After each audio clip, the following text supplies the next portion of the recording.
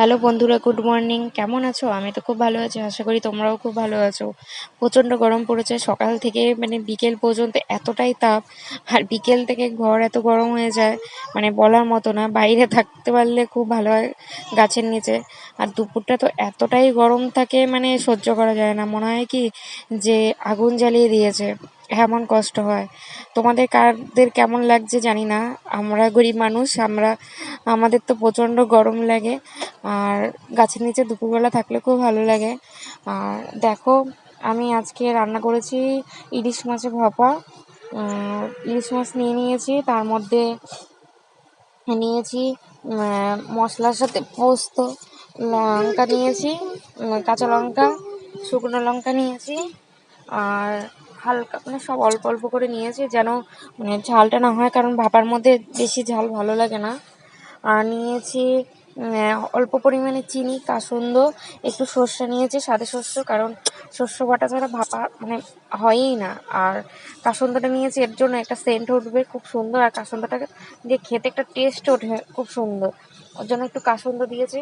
কার কেমন ভালো লাগে, যদি ভালো লাগে কাসুন্দটা দিতেও পারো, নাও দিতে পারো, তোমাদের ইচ্ছে।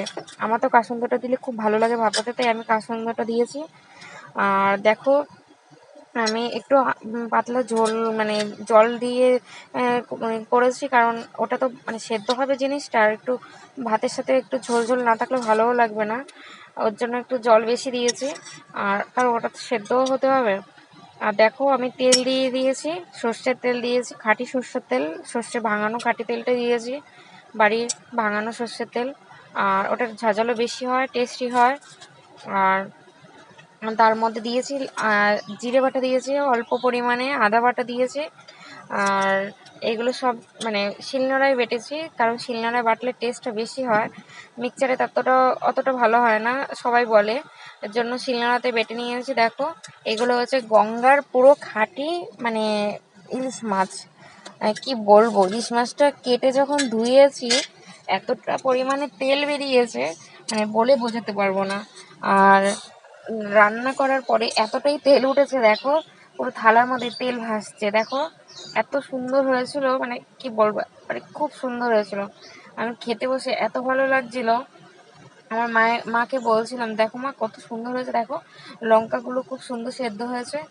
দেখো, মা মানে মাছের ওপরে তেল ঝোলগুলো দিচ্ছে, কারণ খুব সুন্দর, দেখো নরম হয়ে গেছে মাছটা, এত নরম হয়েছিল, আর এত সুন্দর তেল তেল ছিল মাছটা, বলার মতো না। আর গরম ছিল, গরম গরম খেয়েছি, গরম ভাতে খেয়েছি, এত ভালো লাগছিল।